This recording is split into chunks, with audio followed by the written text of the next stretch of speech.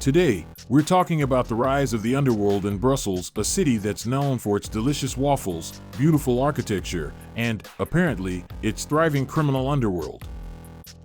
Believe it or not, Brussels has a long history of organized crime. In the early 1900s, the city was home to a number of criminal organizations, including the infamous 40 Thieves gang. These criminal groups were involved in all sorts of illegal activities, from gambling and prostitution to robbery and murder. But as the years went by, the criminal landscape in Brussels began to shift. With the rise of the European Union and the influx of tourists and businesses, the city's economy boomed. And as the city prospered, so did its criminal element. As we mentioned earlier, Brussels has a long history of organized crime. In the early 1900s, the city was home to a number of criminal organizations, including the infamous 40 Thieves gang. These criminal groups were involved in all sorts of illegal activities, from gambling and prostitution to robbery and murder.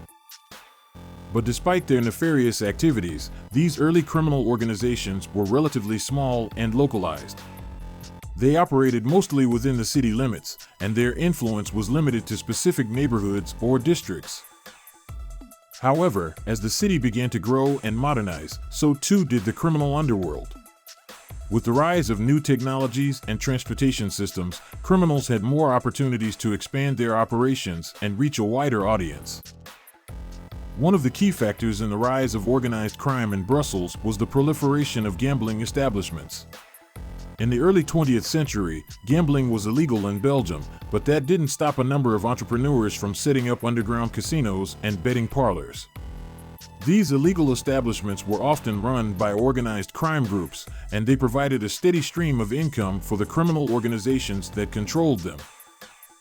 Another factor in the rise of the criminal underworld was the growth of the city's red light district.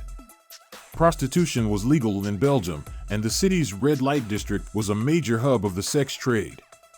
Organized crime groups were heavily involved in this industry, often controlling the brothels and other establishments where prostitution took place. As the criminal underworld in Brussels grew and became more sophisticated, so too did the efforts to combat it. In the 1920s, the Belgian government established the Central Bureau for the Repression of Fraud, a specialized agency tasked with cracking down on organized crime and corruption. This agency, which was later renamed the Federal Police, played a key role in the fight against organized crime in Brussels for many years. Despite the efforts of law enforcement, however, the criminal underworld in Brussels continued to thrive. In the decades that followed, the city became home to a number of powerful criminal organizations, each with its own unique methods and specialties. But as we'll see in the next act of our story, the rise of the underworld in Brussels is far from over. The city's criminal element is constantly evolving, adapting to new challenges and opportunities as they arise. Today, Brussels is home to a number of powerful criminal organizations. One of the most notorious is the Brussels Boys, a group of young, affluent criminals who are known for their lavish lifestyles and high-profile heists. Another group to watch out for is the Hofstad Network, a group of radicalized youth who have been linked to a number of terrorist attacks in the city. But it's not just organized crime groups that are causing problems in Brussels. The city is also home to a number of street gangs, including the Kamikaze Gang and the 106 Zone Gang. These groups are responsible for a range of crimes, from drug trafficking and robbery to assault and murder. As we mentioned earlier, Brussels is home to a number of powerful criminal organizations. One of the most notorious is the Brussels Boys, a group of young, affluent criminals who are known for their lavish lifestyles and high-profile heists. The Brussels Boys are a relatively new organization, but they've already made a name for themselves with their bold and audacious crimes. They've been linked to a number of high-value robberies, including the theft of millions of euros worth of jewelry from a luxury store in the city center. But it's not just their flashy lifestyles and impressive haul that have made the Brussels Boys infamous. They're also known for their use of advanced technologies and tactics, such as drones and hacking, to carry out their crimes. Another group to watch out for is the Hofstad Network, a group of radicalized youth who have been linked to a number of terrorist attacks in the city. The Hofstad network is a small, loosely organized group, but it has caused a great deal of concern among law enforcement agencies due to its involvement in several high-profile attacks. In addition to organized crime groups, Brussels is also home to a number of street gangs. These groups are typically smaller and less organized than their more established counterparts, but they can still be a major problem for the city. One of the most notorious street gangs in Brussels is the Kamikaze Gang. This group is known for its violent and aggressive tactics and has been linked to a number of assaults and robberies in the city. Another group to watch out for is the 106 Zone Gang.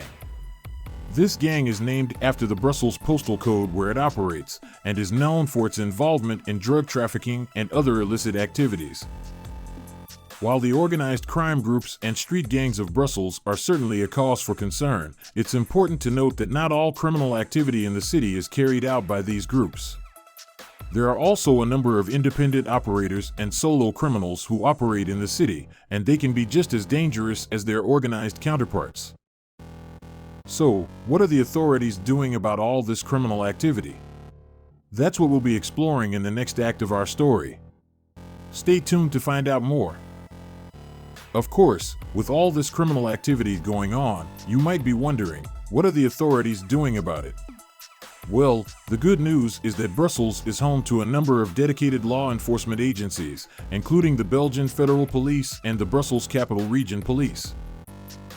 These agencies work tirelessly to combat crime in the city, using a variety of tactics and techniques. From surveillance and undercover operations to intelligence gathering and targeted arrests, they're always on the lookout for the next big bust. With all the criminal activity going on in Brussels, you might be wondering, what are the authorities doing about it? Well, the good news is that Brussels is home to a number of dedicated law enforcement agencies that work tirelessly to combat crime in the city. One of the main agencies responsible for fighting crime in Brussels is the Belgian Federal Police. This agency is responsible for enforcing federal laws and investigating serious crimes, including organized crime and terrorism. In addition to the federal police, the city is also served by the Brussels Capital Region Police. This agency is responsible for enforcing local laws and maintaining public order in the city. It's a big job, but the Brussels Capital Region Police are up to the task. But it's not just law enforcement agencies that are working to combat crime in Brussels. The city is also home to a number of other organizations that play a role in the fight against crime, including judicial authorities and community groups. Together, these organizations use a variety of tactics and techniques to keep the city safe. From surveillance and undercover operations to intelligence gathering and targeted arrests, they're always on the lookout for the next big bust. While the authorities have made significant progress in the fight against crime in Brussels, there is still more work to be done. The city's criminal element is constantly evolving, and law enforcement agencies must stay vigilant in order to keep the city safe. So, what does the future hold for the underworld in Brussels? It's hard to say for sure, but one thing is clear: the city's criminal element is not going away anytime soon. Whether it's organized crime groups or street gangs, there will always be those who seek to profit from illegal activities. But with the help of dedicated law enforcement agencies and the support of the community, we can work to make Brussels a safer and more secure place for everyone. Thanks for joining me on this journey through the rise of the underworld in Brussels. It's certainly been an eye-opening experience, and I hope you've learned a thing or two along the way. Until next time, stay safe out there.